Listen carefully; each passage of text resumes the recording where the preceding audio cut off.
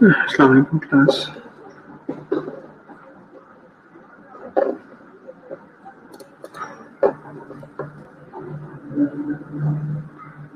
आवाज आ रही है?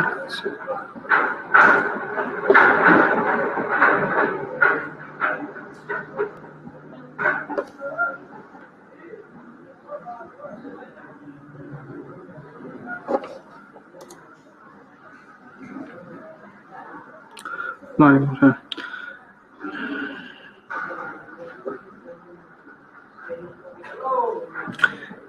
ठीक है।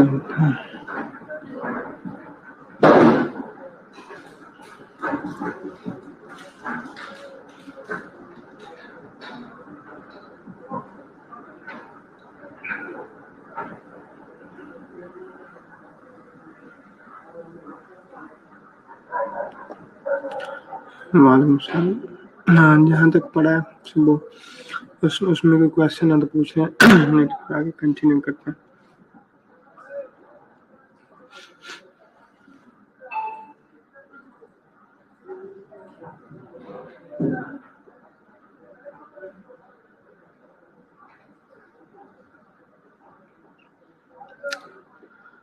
जहाँ तक सुबह पढ़ा था, सुबह हमने स्पंजी बोन का स्ट्रक्चर पढ़ा और दूसरा हमने जो चीज़ डिस्कस की थी वो डेवलपमेंट ऑफ बोन टिश्यू। ठीक है। लास्ट पे जो 2 टर्म्स मैंने आपको बताई थी, एक बेसिकली था एंडोकॉन्ड्रोल ऑसिफिकेशन थी, दूसरी इंट्रामेम्ब्रेनस जो है ऑसिफिकेशन थी। इन दोनों की समझ आ गई थी।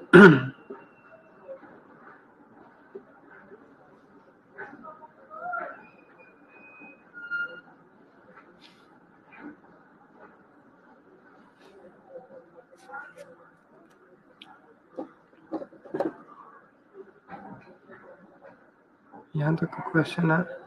ठीक है।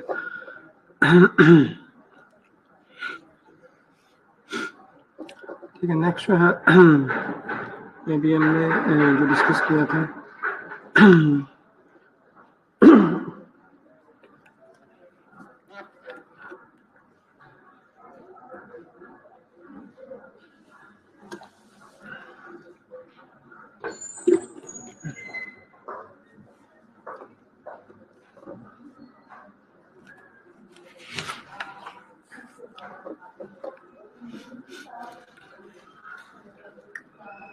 ठीक है। नेक्स्ट जो है बेसिकली वो है डेवलपमेंट ऑफ लॉन्ग बोन्स। ठीक है। लॉन्ग बोन्स बेसिकली जो लॉन्ग बोन है इसकी डेवलपमेंट गेस्टेशनल जो फीटल पीरियड है बेसिकली उसमें स्टार्ट हो जाती है। ठीक है। एक सेकंड में पीपीटी अपलोड कर लूँगा।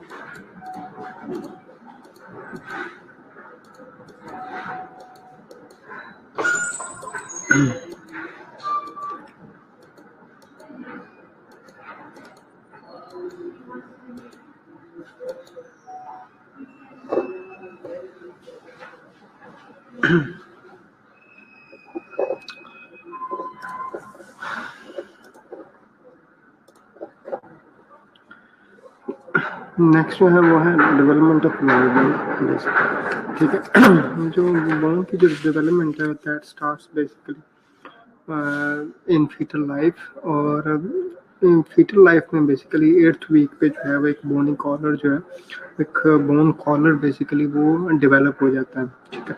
अब उसके बेसिकली जो बोन्स होती हैं, लॉन्ग बोन्स, उनके बेसिकली पॉइंट्स होते हैं, ठीक है। जो ड्यूरिंग द फीटल लाइफ वो जो है जो ड्यूरिंग द फीटल लाइफ उसकी बोन का जो ग्रोथ का जो पॉइंट होता है, जहाँ पे बोन की ग्रोथ हो रही होती है, उसको प्राइमरी सेंटर ऑफ ऑसिफिकेशन कहते हैं। और आफ्टर डिलीवरी या आफ्टर बर्थ बेसिकली जो बोन्स की डेवलपमेंट होती है वो बेसिकली उन पॉइंट्स को हम बेसिकली सेकेंडरी ओसिफिकेशन पॉइंट कहते हैं, ठीक है। एक तो ये है कि 2 पॉइंट्स पे बोन की जो है वो ग्रोथ हो रही होती है बेसिकली, एक प्राइमरी ओसिफिकेशन सेंटर कहते हैं और दूसरा सेकेंडरी, ठीक है। प्राइमरी सेंटर और सेकेंडरी सेंटर जो है वो यहाँ तक, एक तो ये कि 2 पॉइंट्स आपने याद रखने कि एक प्राइमरी सेंटर होता है जो जिन सेंटर्स पे during the fetal life, most of the जो फीटल लाइफ है वहाँ बोन की जो है वो डेवलपमेंट होती है, और एक after fetal life, after birth basically वो जिन पॉइंट्स पे बोन की ग्रोथ होती है उनको सेकेंडरी ओसिफिकेशन सेंटर्स कहते हैं, ठीक है। अब होता क्या बेसिकली कि इनिशियली जैसे हमने डिस्कस किया था कि जो बोन है, लॉन्ग बोन, शॉर्ट बोन और इरेगुलर बोन, ये कार्टिलेज मॉडल से जो है वो ये डेवलप होती हैं, ठीक है। दोनों तरह की तीनों तरह की जो बोन्स हैं बेसिकली वो कार्टिलेज मॉडल से जो है वो डेवलप होती हैं, ठीक है। और कार्टिलेज डेवलप मॉडल का मतलब यह है कि जो टेम्पलेट होता है, जिस जो प्राइमरी टिश्यू होता है पहले, सबसे पहले वो कार्टिलेज होती है, ठीक है। अब शुरू में होता क्या है कि जब आफ्टर बर्थ ये जो सेकेंडरी सेंटर होता है, सेंटर ऑफ ऑसिफिकेशन, वहाँ पे जो कार्टिलेज है उसकी जो है वो बेसिकली ग्रोथ होना शुरू हो जाती है, ठीक है। और वो लेंथ वाइज जो है वो बोन की लेंथ जो है बेसिकली वो इंक्रीज होना शुरू हो जाती है, क्योंकि बोन की जो कार्टिलेज उसकी ग्रोथ हो रही है, ठीक। अब बोन की एक इनिशियली कार्टिलेज ग्रो कर रही है, ठीक है। और फिर क्या होता है कि वो जो कार्टिलेज है वो साथ साथ वो बोनी टिश्यू से रिप्लेस हो रही होती है, ठीक है। तो इन 2 प्रोसेसेस के थ्रू लॉन्ग बोन की डेवलपमेंट होती है। एक कार्टिलेज की इटसेल्फ ग्रोथ हो रही है, कार्टिलेज की जो है वो कंसंट्रेशन जो है वो जो उसका कंटेंट है कार्टिलेजिनस कंटेंट वो बेसिकली वो होता है, वो उसकी जो है वो इंक्रीज होती जाती है, उसकी ग्रोथ जो है वो उसकी जो लेंथ है वो ग्रोथ की वजह से इंक्रीज होना शुरू हो जाती है। अब वो जो कार्टिलेज है वो फिर साथ साथ क्या होता है कि वो जो ऑस्टियोब्लास्ट हैं वो प्रोड्यूस करना शुरू कर देते हैं ऑस्टियोइड, तो वो कार्टिलेज जो है वो बोनी टिश्यू में उसको रिप्लेस कर रहा होता है। तो एक तरफ कार्टिलेज की ग्रोथ हो रही है और दूसरी तरफ जो बोन है, जो ऑस्टियोब्लास्ट हैं वो उसकी जो कार्टिलेजिनस पोर्शन है उसको रिप्लेस कर रहा है, ठीक है। तो इस तरीके से जो है वो इस तरीके से जो है वो बेसिकली बोन की डेवलपमेंट या ग्रोथ हो रही होती है, ठीक। तो अब एक ऐसा पॉइंट आता है, ठीक है, एक ऐसा पॉइंट आता है कि जहाँ पे जो है वो जो कार्टिलेज है उसकी जितनी ग्रोथ होनी होती है वो हो जाती है, ठीक है। और उसके बाद फर्दर जो है वो बोन जो कार्टिलेज है उसकी फर्दर ग्रोथ नहीं होती। तो हम कहते हैं कि अब इसकी जो ओसिफिकेशन का जो प्रोसेस है वो कंप्लीट हो जाता है, और जो एपिफिजियल जो एक हमने कार्टिलेज जो हमने पढ़ा था कि that is present between the shaft diaphysis and epiphysis, वो बेसिकली डिजॉल्व होते होते उसकी जगह ले रहा होता है उसका जो बोनी टिश्यू है, तो वो एक थिन लाइन सी रह जाती है जिसको हम फिर बाद में एपिफिजियल लाइन कहते हैं, ठीक है। तो ये जो है इस तरीके से जो है वो लॉन्ग बोन की डेवलपमेंट होती है, ठीक है। एक तो ये पहली बात कि फीटल लाइफ में बेसिकली 8th वीक पे जो बोन कॉलर, जो लॉन्ग बोन का कॉलर जो है वो एक लॉन्ग बोन्स बनना शुरू हो जाते हैं बेसिकली 8th वीक में, ठीक है। उसको हम बोन कॉलर कहते हैं, लॉन्ग बोन्स का। और तब जो बोन्स के अंदर जो सेंटर ऑफ ओसिफिकेशन होता है, जहाँ पे बोन की ग्रोथ हो रही होती है, उसको हम कहते हैं प्राइमरी सेंटर ऑफ ओसिफिकेशन, ठीक है। और आफ्टर डिलीवरी, आफ्टर बर्थ, जो सेंटर्स होते हैं जहाँ पे बोन्स की ग्रोथ होती है, उनको हम कहते हैं सेकेंडरी सेंटर्स ऑफ ओसिफिकेशन या सेकेंडरी ओसिफिकेशन सेंटर्स।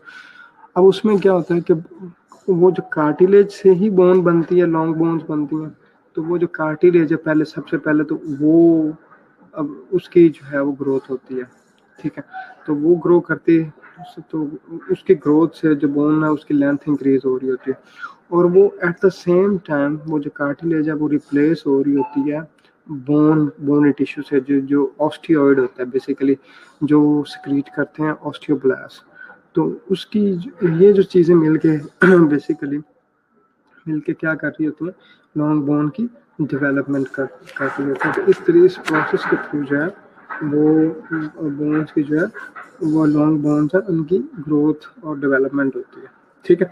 अब क्या होता है उसके बाद बेसिकली कि ये जो बोन की जो ग्रोथ होती है या कार्टिलेज जो है वो जो ग्रो कर रही होती है, तो सर्टन जो न्यूट्रिएंट्स होते हैं या सर्टन जो फैक्टर्स होते हैं ये इसकी ग्रोथ को अफेक्ट करते हैं। तो क्वेश्चन जो है वो आ सकता है कि what are the factors affecting bone growth and development, ठीक है। तो कौन कौन से जो फैक्टर्स हैं वो बोन की ग्रोथ या डेवलपमेंट को अफेक्ट कर सकते हैं, उसमें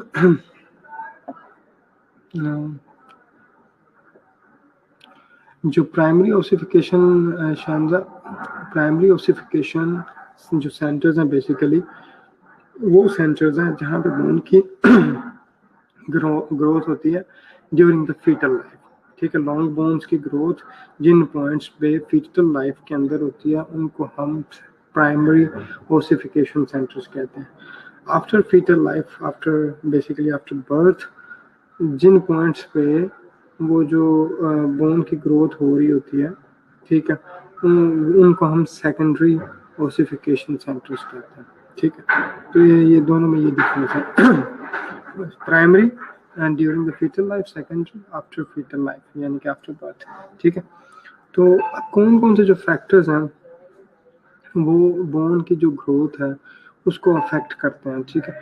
उसमें कुछ लाइफस्टाइल के फैक्टर्स हैं, कुछ जो है हार्मोन्स हैं, ठीक है, और कुछ जो है वो हमारी जो बेसिकली डाइट है वो बोन्स की जो ग्रोथ है या उनकी या डेवलपमेंट है उनको अफेक्ट करते हैं। तो सबसे पहले हम बेसिकली हार्मोन्स का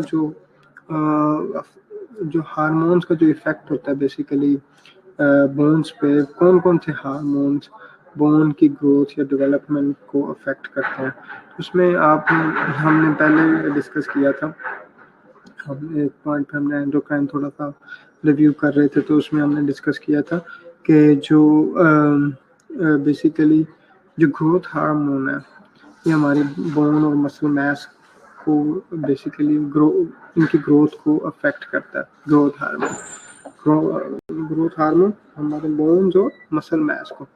तो अब ड्यूरिंग द ये जो हार्मोन है during the infancy and childhood, ठीक है, during the infancy and childhood जो ग्रोथ हार्मोन है ये इनकी जो ग्रोथ हार्मोन है ये मेनली एक मेन हार्मोन है बेसिकली जो बोन की ग्रोथ को कंट्रोल करता है। जितना ज़्यादा ग्रोथ हार्मोन प्रोड्यूस होगा उतना ही ज़्यादा जो है बेसिकली बोन्स की जो है वो ग्रोथ होती है। अब चूंकि जो है वो बोन्स की ग्रोथ हमने डिस्कस किया था कि 21 ईयर्स की एज तक मोस्टली बोन्स की जो 21 ईयर्स की एज तक मोस्टली जो है बोन की ग्रोथ लेंथ वाइज जो है वो इंक्रीज हो रही होती है। तो उसमें जो है अगर ग्रोथ हार्मोन मतलब सफिशिएंट अमाउंट में प्रेजेंट हो तो एक नॉर्मल बोन्स की जो है वो एक नॉर्मल ग्रोथ होगी। अगर डेफिशिएंट अमाउंट में प्रेजेंट हो तो बोन्स की ग्रोथ कम होगी। इसी तरह अगर एक्सेसिव अमाउंट में अगर जो ग्रोथ हार्मोन में वो प्रेजेंट हो तो उसमें फिर क्या होगा कि बेसिकली बोन्स की लेंथ इंक्रीज हो जाती है। अगर ड्यूरिंग द चाइल्डहुड या इन्फेंसी या चाइल्डहुड में अगर ग्रोथ हार्मोन डेफिशिएंट है तो बोन्स की ग्रोथ कम रह जाएगी। तो हमने वो एक डिसऑर्डर भी डिस्कस किया था ड्वार्फिज्म, जो कि कॉज करता है कि जिसमें बोन की लेंथ कम होती है तो बॉडी की जो हाइट है कम रह जाती है। इसी तरह अगर ग्रोथ हार्मोन के जो है वो जो प्रोडक्शन है या उसका जो रिलीज है वो ज़्यादा और वो एक्सेसिव अमाउंट में प्रेजेंट है तो वो क्या करता है, जो ऑस्टियोब्लास्टिक एक्टिविटी होती है और जो कार्टिलेज की जो ग्रोथ है उसको वो इंक्रीज कर देता है, जिसकी वजह से जो बोन की ग्रोथ ज़्यादा हो जाती है और वो जो एक डिसऑर्डर कॉज कर सकती है वो है जाइगेंटिज्म। ये है 21 ईयर्स की एज तक। अगर जब ओसिफिकेशन का प्रोसेस कंप्लीट हो जाए और बोन फर्दर लेंथ बेस जो है वो इंक्रीज ना हो सके तो अगर तब उस पॉइंट पे अगर ग्रोथ हार्मोन की प्रोडक्शन ज़्यादा होती है या रिलीज ज़्यादा होती है तो बोन जो है वो उसकी लेंथ इंक्रीज नहीं होती, लेकिन उसकी जो थिकनेस है बोन जो है वो ज़्यादा थिक होना शुरू हो जाती है, उसका बोन मैस जो है वो बढ़ना शुरू हो जाता है, थिकनेस उसकी जो है। तो वो फिर जो डिसऑर्डर कॉज करती है उसको मैं डिस्कस किया तो वो था एक्रोमेगाली जो है कॉज करती है। तो जो बॉटम लाइन है कि जो ग्रोथ हार्मोन है ये बोन की ग्रोथ को अफेक्ट करता है during the childhood, infancy and adulthood. ठीक है, अब क्वेश्चन ये है कि जो after 21 years of age bone की जो ग्रोथ होती है वो लेंथ फेज तो जितनी इंक्रीज होनी होती है वो हो जाती है, लेकिन उसके बाद जो जितना बोन का स्ट्रक्चर डेवलप हो जाता है उसको मेंटेन करने के लिए भी हमें ग्रोथ हार्मोन रिक्वायर्ड होता है। ठीक है, उनकी जो हमें सफिशिएंट अमाउंट में जो है वो रिक्वायर्ड होता है और वो उसकी जो है वो प्रोडक्शन एक नॉर्मल अमाउंट में होना जो है वो बड़ा इंपॉर्टेंट होता है कि जो बोन का जो डेवलप जो बोन का मैस है, बोन का जो स्ट्रक्चर है उसको मेंटेन किया जाए। जो दो और हार्मोन है जो इसको जो है बोन की जो ग्रोथ है उसको अफेक्ट करते हैं, वो है ट्राईआइडोथायरोनिन और थायरॉक्सिन, T3 और T4। T3 T4 भी जो है बेसिकली जो थायराइड ग्लैंड के जो हार्मोन हैं T3 एंड T4 ये भी बेसिकली बोन की जो ग्रोथ है उसको अफेक्ट करते हैं, क्योंकि ये जो T3 T4 है मेनली ये हमारे मेटाबॉलिज्म को कंट्रोल करते हैं। ठीक है, जितना ज़्यादा T3 T4 होगा उतना ज़्यादा मेटाबॉलिज्म इंक्रीज होता है बेसिकली, और मेटाबॉलिज्म जितना ज़्यादा होगा उतनी ही जो हमारे जो न्यूट्रिएंट्स हम जो इंजेस्ट करते हैं, जो भी हम न्यूट्रिएंट्स लेते हैं उनका मेटाबॉलिज्म जितना ज़्यादा होगा तो उतना ही ज़्यादा जो है वो बॉडी के अंदर ब्लड के अंदर रॉ मटेरियल प्रेजेंट होगा बोन्स की प्रॉपर ग्रोथ के लिए। ठीक है, और अगर अगर ये जो रॉ मटेरियल है बेसिकली जो बोन की ग्रोथ के लिए अगर उतना सफिशिएंट अमाउंट में प्रेजेंट नहीं है तो बोन की जो ग्रोथ है वो अब नॉर्मल होगी। ठीक है, तो बेसिकली ग्रोथ हार्मोन और T3 एंड T4 हार्मोन्स जो हैं वो basically in this way they affect the bone growth. ठीक है, फिर जो हार्मोन जो बोन ग्रोथ को जो है वो कंट्रोल करते हैं वो है मेल्स के अंदर टेस्टोस्टेरोन और फीमेल्स के अंदर एस्ट्रोजन। ये दो हार्मोन बेसिकली ये जो दो हार्मोन हैं बेसिकली जो टेस्टोस्टेरोन एंड एस्ट्रोजन ये जो दोनों हार्मोन हैं बेसिकली ये भी बोन की ग्रोथ को मेंटेन करते हैं। जो ग्रोन जो है वो बोन होती है उसको उसके मैस को उसकी जो शेप है उसके मैस को मेंटेन करते हैं। ठीक है, दोनों के दोनों टेस्टोस्टेरोन भी और ये जो टेस्टोस्टेरोन भी और एस्ट्रोजन भी। ठीक है, तो इनका भी जो फंक्शन है वो ये है कि बेसिकली बोन के स्ट्रक्चर को जो है वो थ्रू आउट लाइफ जो है वो मेंटेन करते हैं, ठीक है। यहाँ तक क्लियर है। तो बेसिकली 5 हार्मोन हो गया अब तक। Growth hormone, T3, T4, testosterone और एस्ट्रोजन। फिर जो 2 हार्मोन और हैं जो इसकी बोन की जो ग्रोथ है बेसिकली, या उसकी जो मेंटेनेंस है उसको उसको वो अफेक्ट करते हैं, वो है कैल्सिटोनिन एंड पैराथायराइड हार्मोन, ठीक है। 2 हार्मोन्स जो बोन की ग्रोथ को अफेक्ट करते हैं वो है पैराथार्मोन, ये हम पहले भी डिस्कस कर चुके हैं।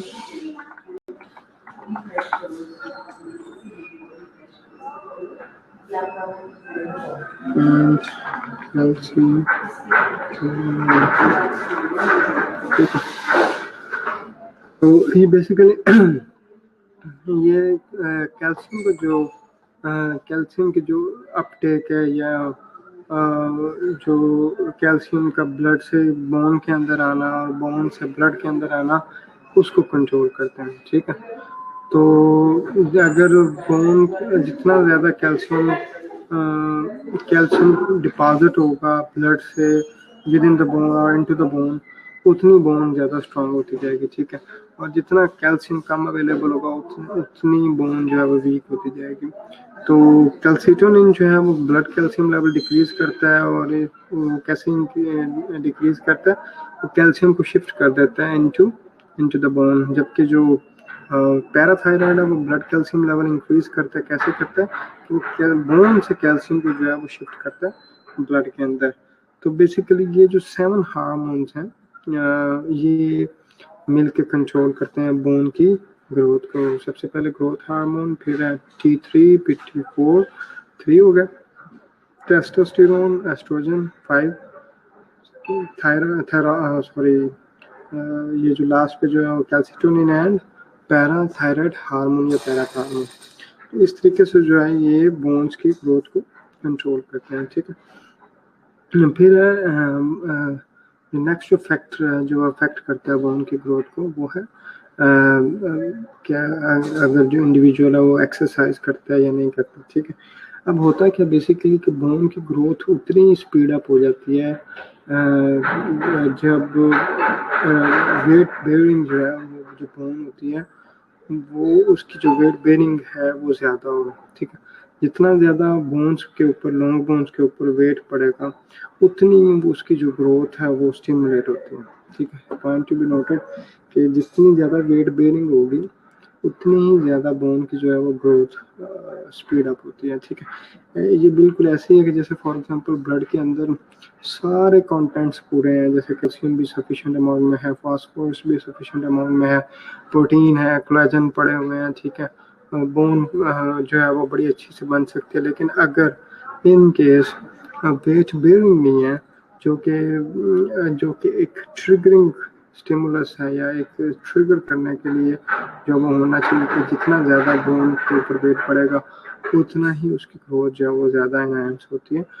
तो उसमें जो एक्सरसाइज है बेसिकली वो एक कॉमन फैक्टर, एक इम्पोर्टेंट फैक्टर है कि जितना वो भी वेट बेयरिंग हम ज़्यादा करेंगे उतनी बोन की ग्रोथ जो है वो स्पीड अप होती है, ठीक है। लास्ट पे जो है वो डाइट का क्या रोल होता है बोन की ग्रोथ के अंदर। बोन की ग्रोथ के वो डाइट जो है हमारी कैसे अफेक्ट करती है। तो बेसिकली इसमें कुछ मिनरल्स हमें इसकी ग्रोथ के लिए रिक्वायर्ड होती हैं, और कुछ जो है वो वाइटामिन्स हैं वो इसकी ग्रोथ के लिए रिक्वायर्ड होते हैं, ठीक है। मिनरल्स और जो है वो वाइटामिन्स, ठीक है। तो मिनरल्स कौन कौन से इसके लिए रिक्वायर्ड है बेसिकली बोन की अच्छी जो है वो प्रॉपर ग्रोथ के लिए। एक तो कैल्शियम रिक्वायर्ड है, ठीक है। कैल्शियम मेनली जो है वो कैल्शियम रिक्वायर्ड है बोन की ग्रोथ के लिए। लेकिन स्मॉलर अमाउंट्स में हमें जो है वो फास्फोरस चाहिए होता है, आयरन चाहिए होता है, मैग्नीज चाहिए होता है। ये जो मिनरल्स हैं ये हमें स्मॉलर अमाउंट्स में रिक्वायर्ड होती हैं, ठीक है। वाइटामिन जो है वो कौन कौन से चाहिए होते हैं? Vitamin C, vitamin A, vitamin D, ACG। ये जो 3 टाइप्स के विटामिन हैं, ये भी बोन की ग्रोथ के लिए जो है वो रिक्वायर्ड होते हैं सफिशिएंट अमाउंट में, ठीक है। तो अब विटामिन ए क्या करता है कि बेसिकली जो विटामिन ए है वो ओस्टियोब्लास्टिक एक्टिविटी को इंक्रीज करता है, ठीक है। विटामिन ए बेसिकली ओस्टियोब्लास्टिक एक्टिविटी को इंक्रीज करता है, ठीक है। विटामिन सी जो है वो रिक्वायर्ड होता है कोलेजन सिंथेसिस के लिए, और डी जो है वो बेसिकली रिक्वायर्ड होता है कैल्शियम की जो है वो अब्जॉर्प्शन के लिए, ठीक है। तो कैल्शियम और फास्फोरस की अब्जॉर्प्शन के लिए विटामिन डी, ऑस्टियोब्लास्टिक एक्टिविटी के लिए विटामिन ए, और कोलेजन की सिंथेसिस के लिए जो कि ऑस्टियोइड का एक बड़ा मेन पोर्शन होता है, उसकी सिंथेसिस के लिए हमें जो है वो विटामिन सी चाहिए होता है। तो ये जो है वो डाइट या न्यूट्रिएंट्स में ये चीज़ें होनी चाहिए for a proper growth of long bones, ठीक है।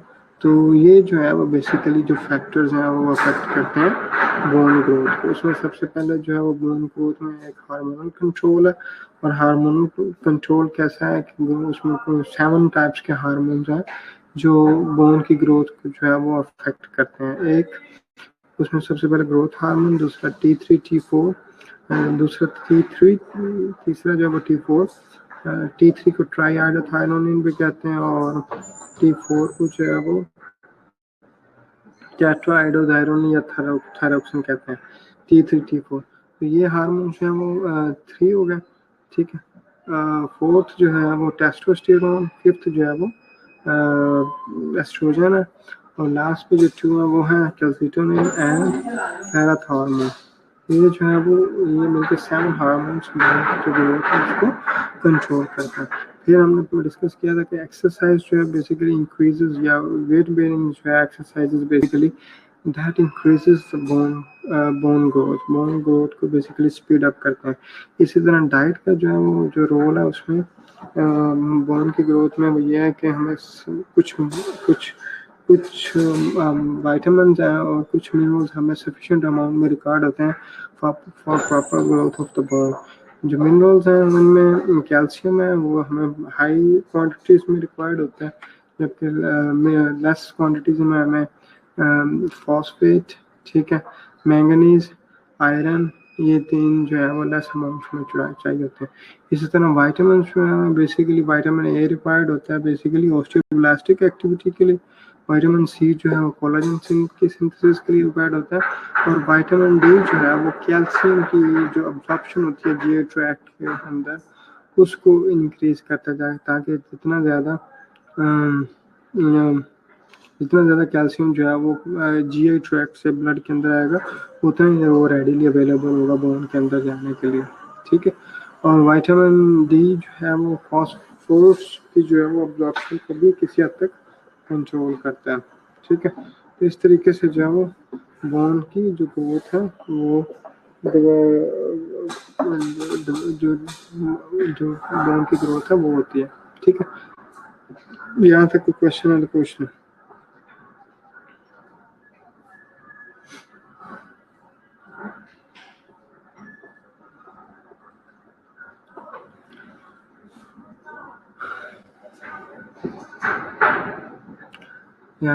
मानूर क्या क्वेश्चन है आपका?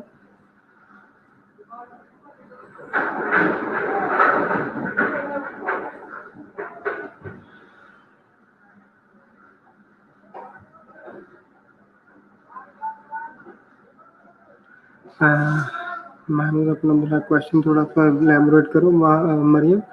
पैराथॉर्मोन जो है वो बेसिकली ब्लड कैल्शियम लेवल को इंक्रीज करता है, और वो इंक्रीज कैसे करता है कि ब्लड को कैल्शियम को शिफ्ट करता है बोन से इनटू ब्लड। तो बोन के लिहाज से उसका रिलेशन ये है कि बोन के अंदर कैल्शियम कंसंट्रेशन को कम कर रहा है, क्योंकि बोन से निकाल के वो ब्लड के अंदर फेंक रहा है, जबकि कैल्सिटोनिन इसका ऑपोजिट है। वो ब्लड कैल्शियम लेवल को ब्लड कैल्शियम लेवल को डिक्रीज करता है, और कैसे करता है कि वो ब्लड से कैल्शियम को शिफ्ट करता है इनटू द बोन्स, ठीक है। तो उसका ये रिलेशन है। और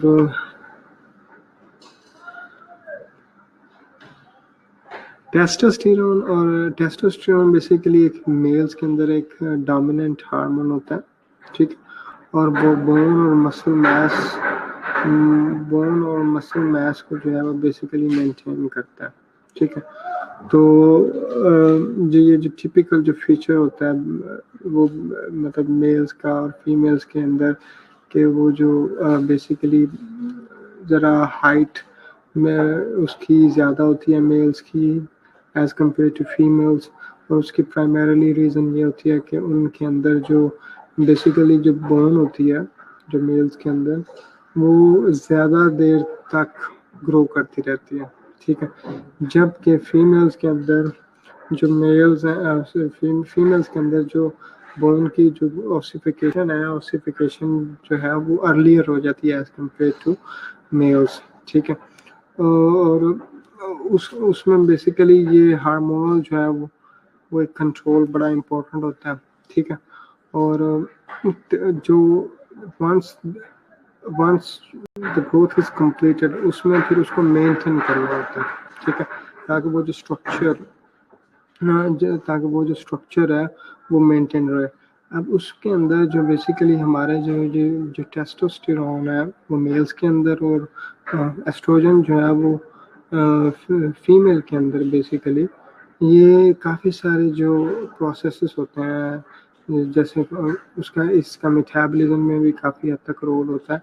तो ये जो न्यूट्रिएंट्स जो रिक्वायर्ड होते हैं इनकी बोन या मसल मास की मेंटेनेंस के लिए, तो वो जो उनके लिए ये जो हार्मोन्स हैं ये रिक्वायर्ड होते हैं, और वो फिर आगे जाके बेसिकली बोन या मसल के मास को जो है वो उसको मेंटेन करते हैं।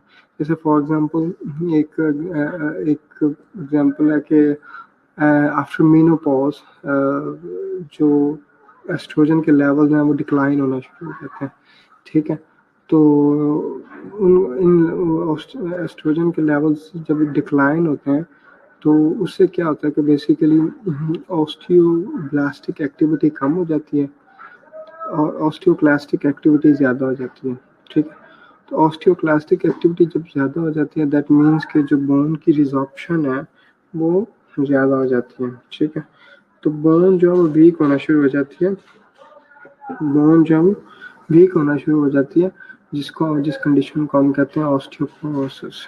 अक्सर आपने सुना भी होगा जो हड्डियों को ऐसे भुरभुरापन होता है वो यही होता है बेसिकली, उसको हम कहते हैं ऑस्टियोपोरोसिस, और वो होता है due to low level of oestrogen in the blood in the females.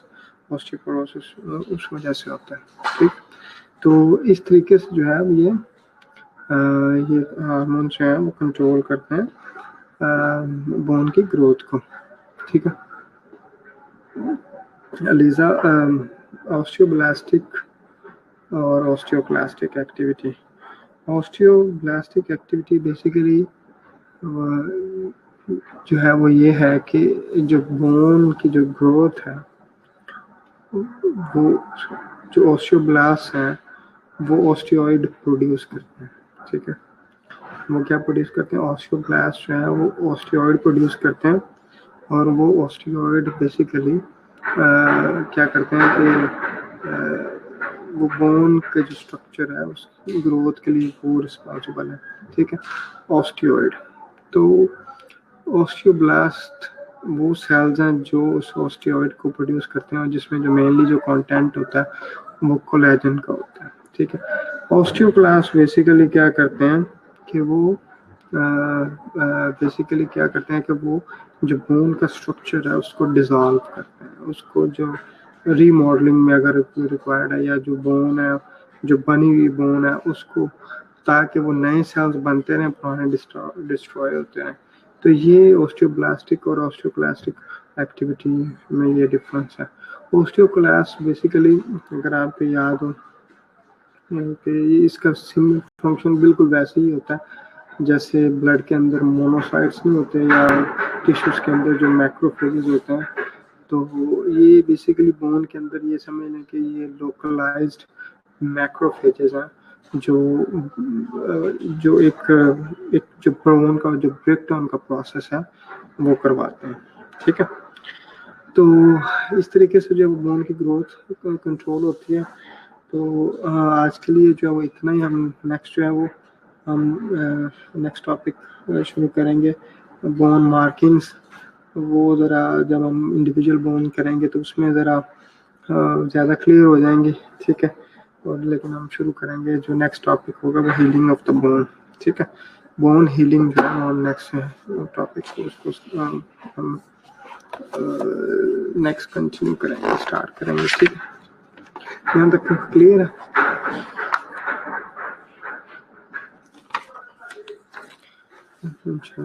अच्छा, मैंने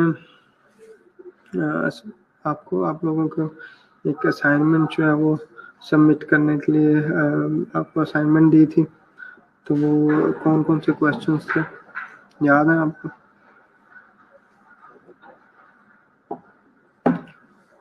असाइनमेंट किए सबने?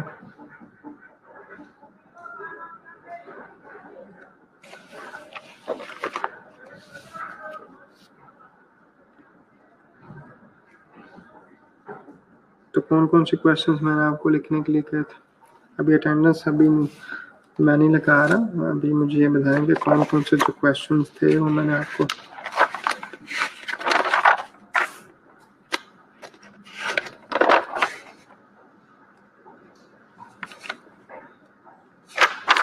कौन से क्वेश्चन थे।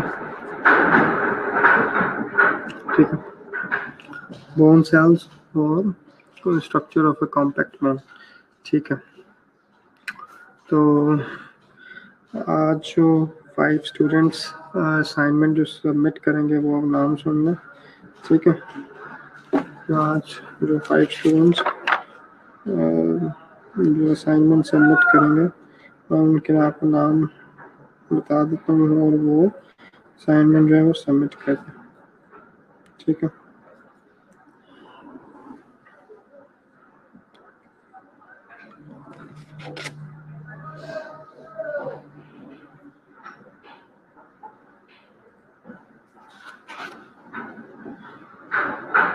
ठीक है।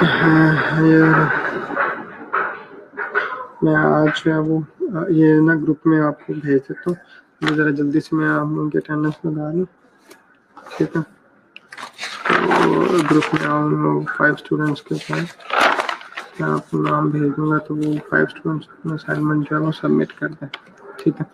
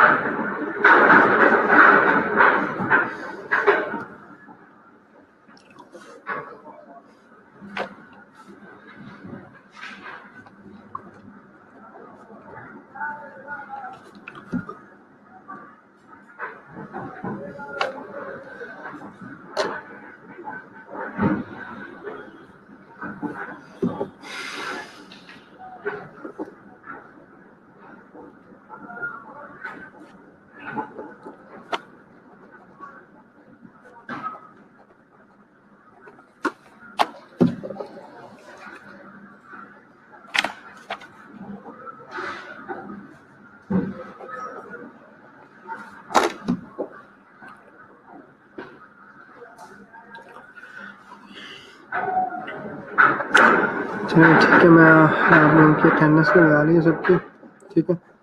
तो इंशाल्लाह फिर हम यहीं से नेक्स्ट टॉपिक स्टार्ट करेंगे, ठीक है। Any questions?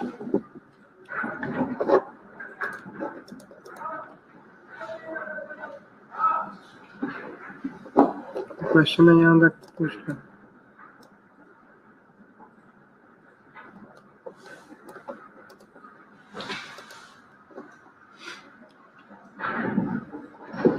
और क्वेश्चन है तो पूछ लो।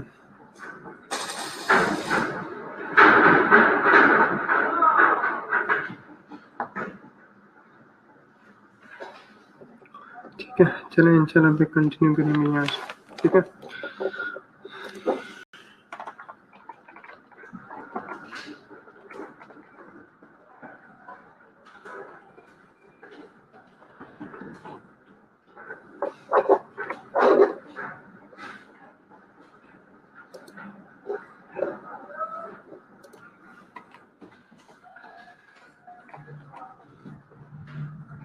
अल्लाह हाफ़िज़।